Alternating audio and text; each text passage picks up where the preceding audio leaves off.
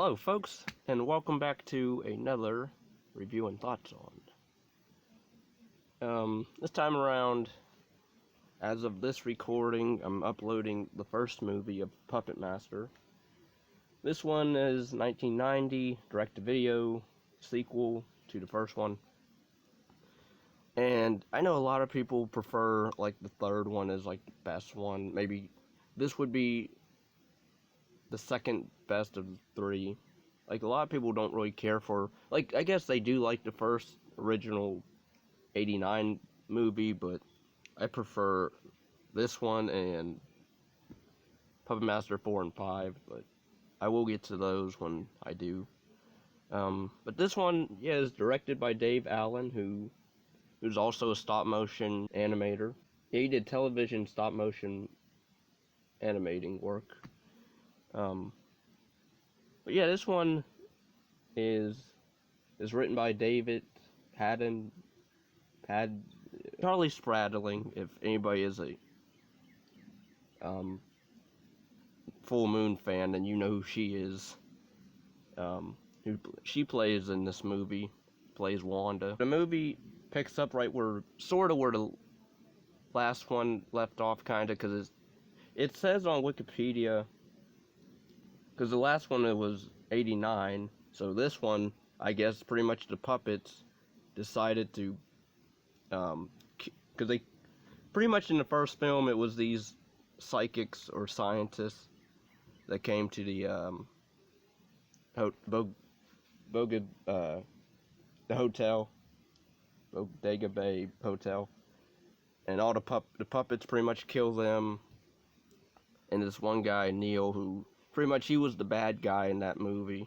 The puppets eventually turn on him, and then it's just his wife and Alex character that survived. But then in this film, it's said that he went crazy and started having premonition, so he went crazy, and the wife of the evil guy in the first film, she dies because the puppets get to her, and that's how they bring back Toulon in this film from her, because like they use this reagent, sort of like reagent, it's sort of like reanimator, but it's formula that they use, this green liquid that they have to inject in their bodies to stay alive. And pretty much they use the last of that, I guess, to bring back Toulon from the grave. And then it cuts to, I think, months later.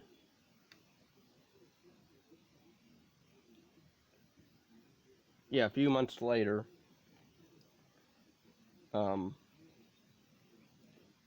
Pretty much another crew of, I think they're supposed to be like government investigators, like sort of like paranormal investigators. What I mean, I'm sorry, they're paranormal investigators, a brother and sister team, along with two other people, and then an older lady, Camille, she's like the only psychic really they have there, but she gets killed off, pretty much. She's like the first to die, I believe. You don't get to see her die, but you see her get dragged off. We don't really learn much about the characters except like the brother of the lead lady, who he has like a drinking problem. Pretty much he dies from tumbler drilling in his head. And then it's just the lead girl and, oh yeah, Camille's son eventually, because they think that she left after their whole commotion of, she thought she saw that's why I don't get, I think she probably did see the puppets, but they didn't show her seeing them in that scene, so I'm guessing she did see them, because then she screams, and they all think she's making it up, sort of, but then that's what causes her to leave, but then of course she gets taken by the puppets.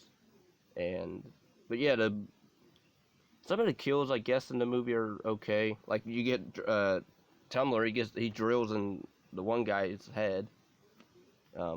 We do get a new puppet in this one, Torch, who surprisingly enough, and I was actually surprised, turns out there's a comic series of Puppet Master.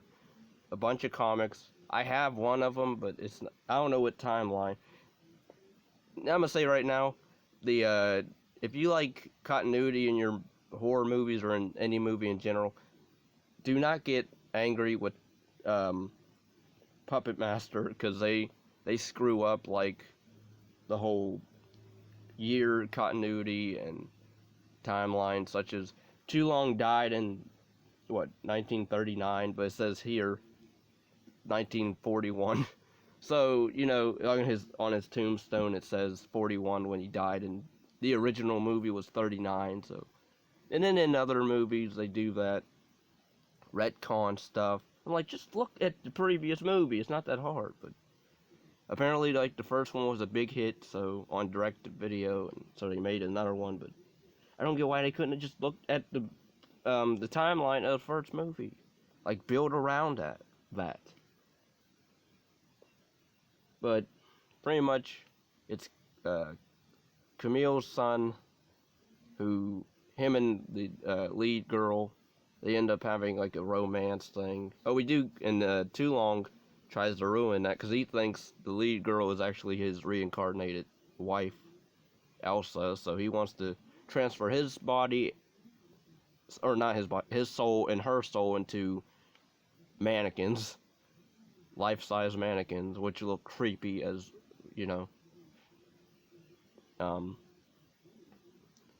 But yeah, like the movie, like the best, I guess probably the most iconic of the series is when you see Blade run off the bed and onto. He like waves his sword at, or not sword, but knife at Wanda and cuts her up. It's in the trailer, I believe, and it's on most Full Moon Video Zone promotions and stuff like that. So.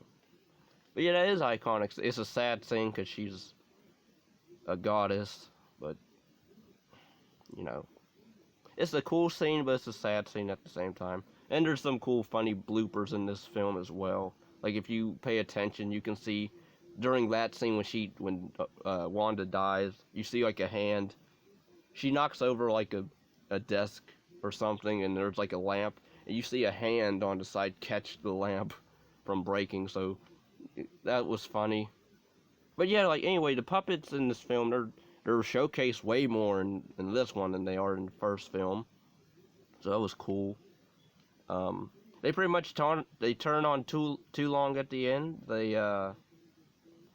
Because throughout the movie, he keeps prolonging their whole, oh, I'm gonna get more, I need more, formula for me to keep you guys alive, but really he's only using them to get his wife, or who he thinks is his wife, reincarnated. But then, yeah, the puppets turn on him, and then they kill him. Pretty brutal way where Torch totally, like, just torches him.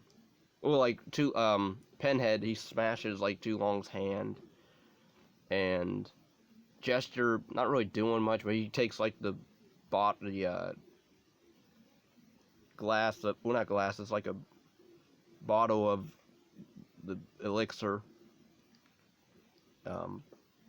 They use that pretty much to bring back the Camille character, the older lady who's a psychic. She comes back, but she's kind of crazy now because she gets turned into the mannequin that Toulon wanted the lead girl into. So now she's alive. Now the old lady is a mannequin, and she's going off to entertain some kids at an institute in a mental asylum or something. And we never really get to see, we don't know what happens after that, because that's the problem with this movie, is the fact that it doesn't really fit in with the other films, if you think about it. Because you have the third one, which is a prequel to all of them. But then there's another prequel, which Retro Puppet Master, which is an abomination, and I cannot wait to rant on that piece of crap movie. But I don't even want to watch that movie. But this film is, again, effects are amazing. You get stop motion and you get practical stuff with the puppets. Puppets are way more vicious in this one, such as literally torching a kid in broad daylight. Like, they don't show it, but you get the gist. That's what he did, because the kid's like whipping. He's like pretending to be Indiana Jones or whatever, and like the kid's like whipping his Ken doll around, and then he sees Torch and whips him a little bit, and then Torch gets mad, and his eyes glow when he's about to go to town, and then he just totally ramps up his flamethrower on the kid. Again, we don't see it, but we get the gist. Yeah. Oh, and also, but yeah, the movie anyway it's a good sequel, aside from the again, the early scene of the whole continuity of Toulon's death, the year of his death. But other than that, I don't really see anything else wrong with it. So I like the character. Well, I mean, nobody's really bad in the acting's not bad. Again, really the only character I liked was Charlie Spradling, Wanda, the character, who actually, I don't think I said this earlier, but apparently she was on the Video Zone promotions because she was so popular with the fans, and she plays in other Full Moon movies as well, such as Meridian, which I saw. It was okay. I didn't even know that was her, really. That was her first movie, but she played in Bad Channels, and she probably played in other films, but I can't think of any. But yeah, I thought she was fine, and there's a scene where she's totally... There's nudity in the film, if anybody likes that. She's hot enough to... Yeah, so... But... she wasn't really... Her character wasn't really given anything to do much. I mean, they're really there, like, to find out about the events of the first film, which we already know about, but they're there to investigate stuff. But yeah, overall, like, it's sort of okay. It's alright. I like the movie overall. I don't hate it.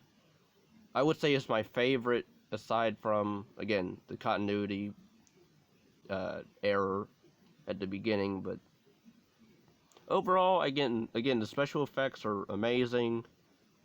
The acting's fine. Oh, I wanted to get to, I was watching a video on the comics of Puppet Master. Turns out Torch is the kid's soul, or Toulon had a son. Him and Elsa apparently had a son. They don't that's what I don't like about these Puppet Master films.